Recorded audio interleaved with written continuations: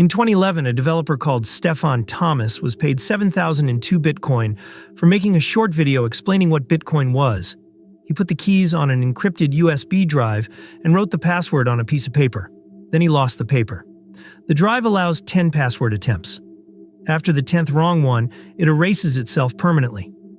He has used 8. 2 are left. Years later, the coins have never moved. That is one way to lose everything. You lose the key. Here's the other. In 2020, the customer database of a hardware wallet company leaked over 1 million email addresses and around 270,000 records that included full names, phone numbers, and home addresses. The following year, some of those customers received a package in the post. A replacement device, shrink-wrapped with an official-looking letter telling them to set it up by entering their recovery phrase. The devices were tampered with. Anyone who followed the instructions handed over their entire wallet. Today you will learn exactly what a wallet is, what a seed phrase actually does, how people really lose their crypto, and the handful of rules that prevent almost all of it. As always, this is educational content, not financial advice. No product is being recommended here. And one promise before we start. Nothing in this lesson requires you to be technical. If you can look after a house key, you can look after a seed phrase. You just need to know what you are actually holding. Let's start by killing a misconception, because almost everything else follows from it. Your wallet does not contain your coins. The coins never leave the blockchain. They are entries in a public ledger, and that ledger is copied across thousands of computers. What your wallet holds is a key, the proof that you are allowed to move a particular entry. So a crypto wallet is not a wallet at all. It is a key ring. That sounds like a technicality, but it changes everything. It means the coins cannot be stolen off your phone because they were never on your phone. It also means that if someone copies your key, they do not need your phone, your password, or your permission. They can move your money from anywhere on Earth, and nobody can stop them or reverse it. Which brings us to the seed phrase. When you set up a self-custody wallet, it shows you a list of words, usually 12, sometimes 24, and tells you to write them down.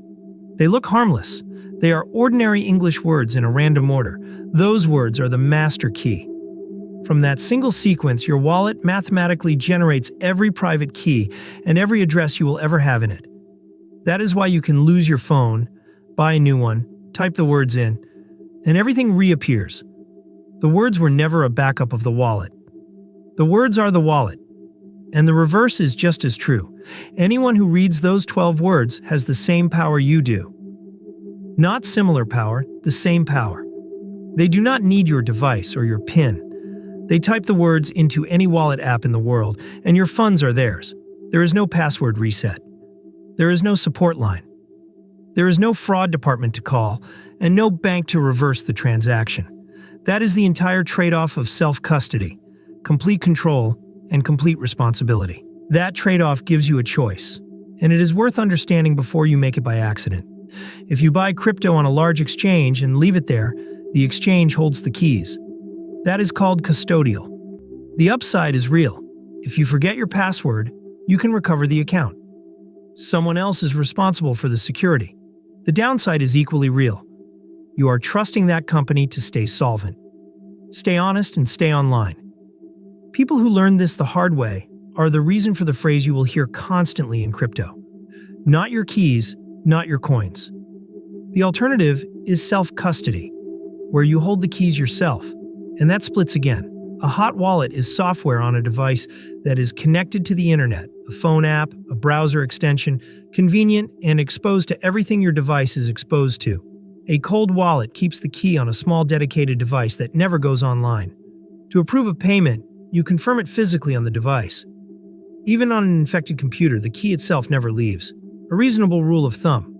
Hot wallet for spending money. Cold wallet for savings.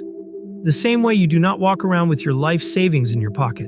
Now the important part. Almost nobody loses crypto to someone breaking encryption. They lose it because they were persuaded to hand over the key or tricked into approving something. Here are the patterns that actually do the damage. Pattern 1. The support imposter. You post a question in a forum or a Discord, and within minutes someone friendly messages you privately offering help. They are not staff. Real support never messages you first. And real support never asks for your recovery phrase. Pattern 2. The validation page. A site tells you your wallet must be verified, synchronized, or migrated, and asks you to enter your 12 words to continue. No legitimate service on earth needs your seed phrase. Not one. The request itself is the entire warning. Pattern 3. The fake app. A wallet app in an app store. With a familiar name and a familiar logo, sometimes with reviews, it works exactly like the real one. And it sends your phrase to someone else the moment you type it in. Always install from the link on the project's official website, never from a search result. Pattern 4. The address swap. Malware sits quietly on a computer and watches the clipboard. When it sees you copy a crypto address, it silently replaces it with the attacker's. You paste? It looks like a long string of characters you send. This is why you check the first and last few characters after pasting, every single time. Pattern 5. The convenient backup. A photo of the phrase in your camera roll. A note in a cloud document. An email to yourself. Each of these turns a physical secret into a digital one, sitting in an account that can be breached. And pattern 6, the one from the beginning of this video. The physical approach. A package in the post, a letter with a logo, someone at the door. When attackers have your home address, the attack does not have to arrive by email. So how do you actually hold this thing safely? The rules are short. Write the phrase on paper or stamp it into metal. Not a photo, not a document, not a password manager if you can avoid it. Offline means offline. Store it somewhere you would store an irreplaceable document. Consider 2 copies in 2 separate places, so that one fire or one flood does not end the story. Never type it into a website. Ever? The only legitimate moment you type your phrase is when restoring a wallet, in the wallet app itself, on a device you trust. Never say it out loud, never send it in a chat, and never enter it because someone told you to. When you buy a hardware wallet, buy it from the manufacturer directly. Never secondhand, never from a marketplace listing, and never a device that arrived unexpectedly. A genuine device generates the phrase in front of you. If a device arrives with a phrase already printed, it is a trap, and someone is waiting for you to fund it. Practice the recovery once, with a small amount, before you trust it with anything meaningful. A backup you have never tested is not a backup. It is a hope. 5 mistakes that catch people, including careful people. Mistake 1. Taking a photo of the phrase just for a moment. Photos sync to the cloud automatically, usually within seconds, and they stay there for years. Mistake 2. Believing that the small amount is not worth protecting. Attackers are not targeting you personally. They run automated scripts against thousands of leaked phrases, and they empty everything they find. Mistake 3. Assuming a hardware wallet makes you safe. It protects the key from your computer.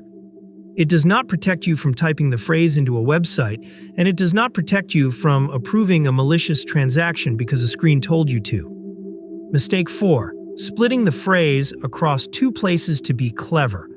3 words here, 9 there. Homemade schemes usually end in a phrase nobody can reassemble, including you. Losing access is far more common than being robbed. Mistake 5. Telling someone. Not an attacker.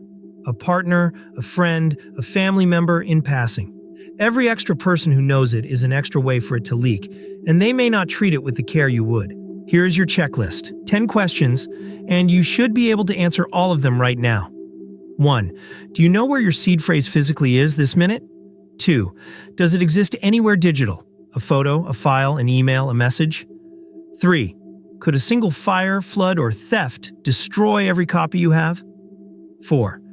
Has anyone else seen it or been told it? 5. Have you ever actually tested restoring from it? 6. Was your hardware wallet bought directly from the manufacturer? 7. Did the device generate the phrase in front of you, rather than arriving with one? 8. Is the amount you keep in your hot wallet an amount you could afford to lose? 9.